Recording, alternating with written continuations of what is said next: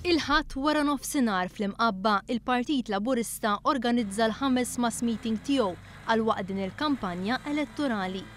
Fid-diskors tiegħu il-mexxej Laburista Joseph Muscat tkellem dwar l-għażla li l-poplu Malti Wawċi għandu qudiemu fid-9 ta' Marzu. Għażla bejn żewġ tipi totalment differenti ta' politika. Il-pożittività li qed joffri l-Partit Laburista u n-negattività li qed joffri l-Partit Nazzjonalista. Għażla bejn il-politika negattiva tal-passat u l-pożittività li nistgħu nħallu lil uliedna pajjiż maqut. Pajjiż fejn il-politika negattiva ma jibqax posta, fejn ma narawx in-nies skont il-kulur ta' wiċċhom, iżda skont il-kapaċità tagħhom. Mhux lil min taf, imma xtaf.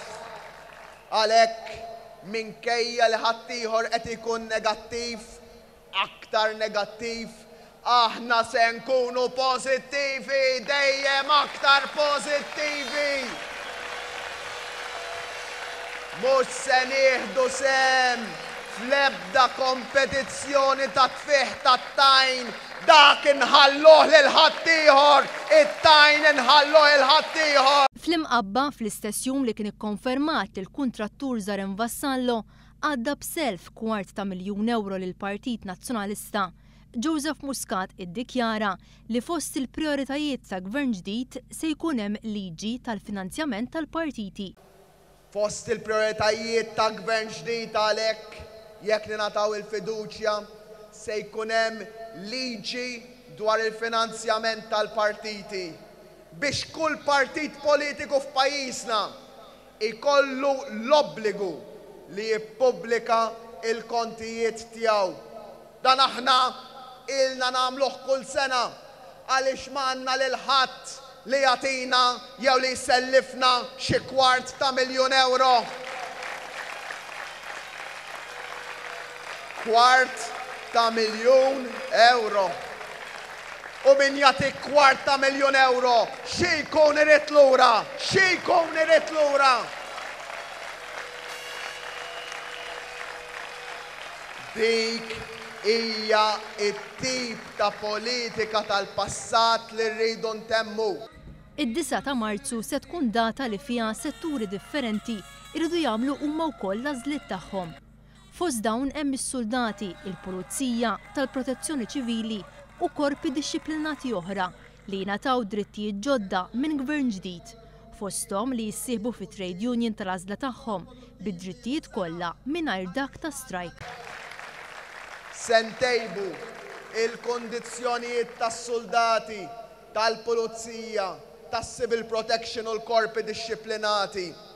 Fil-każ tal-pulizija se nitlu f'taħdidiet biex naslu fi ftehim sabiex il-pulizija jieħdu kumpens għal flus tal-overtime li ilhom snin imċaħdim minnhom meta kellhom dritt għalihom.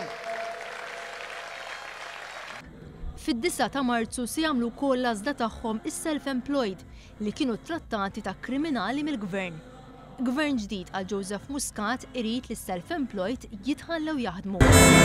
Aħna lis-self-employed barra jaħdmu rriduhom biex jħallsu semhom u mhux imsakrin fil-ħabs fejn jfallu huma u jispiċċaw il-postijiet tax-xogħol.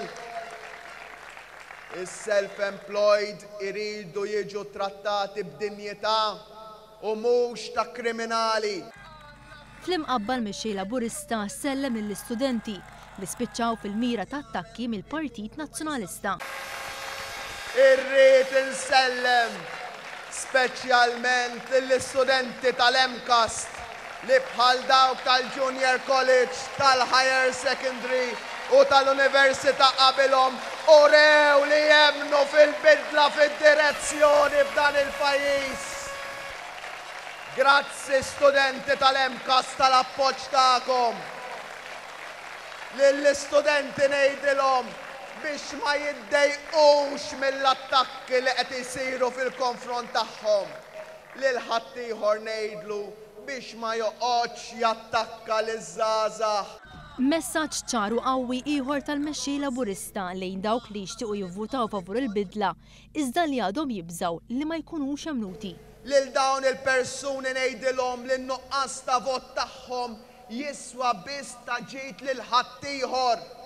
Lil dawk in-nies li għaddew minn fuqhom għal dawn l-aħħar 5 snin li ma tawx kaskom b'arroganza kbira u li forsi issa ftakru fikom għax waslet elezzjoni.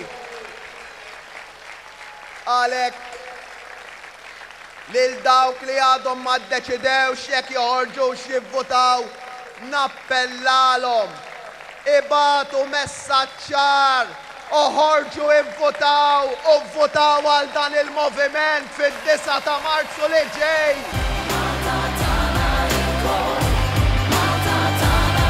Malta tiegħi, Malta tiegħek. Inħoss li Joseph Muscat qed jitkellem f'ismi. Jiena nemmen f'Joseph għax Joseph jemmen fija.